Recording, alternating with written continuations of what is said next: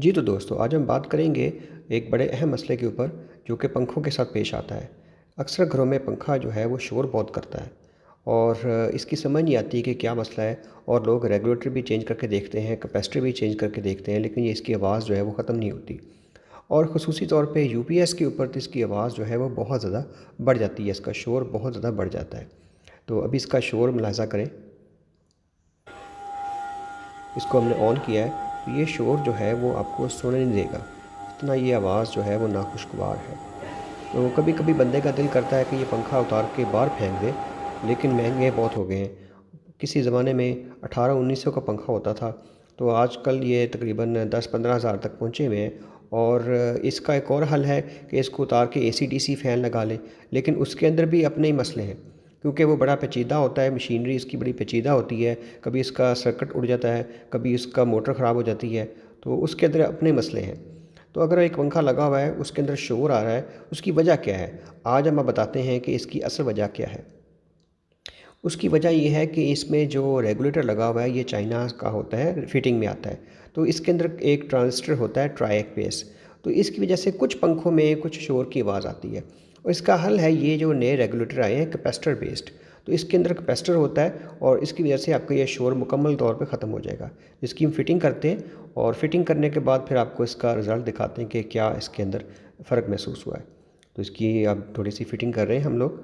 तो अब देखें जी, अब इसको ऑन करते हैं।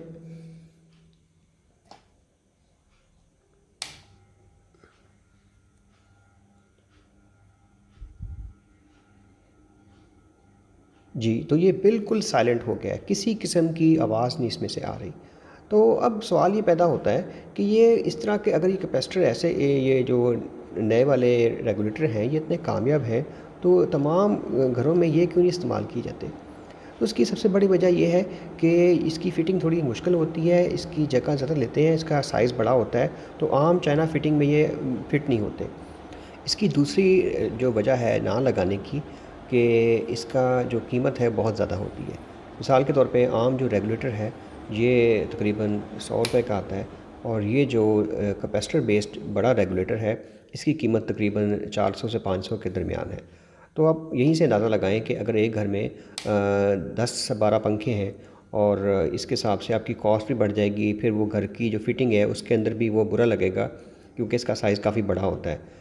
तो ये जो आम जो रेगुलेटर होते हैं इनका साइज़ काफ़ी छोटा होता है।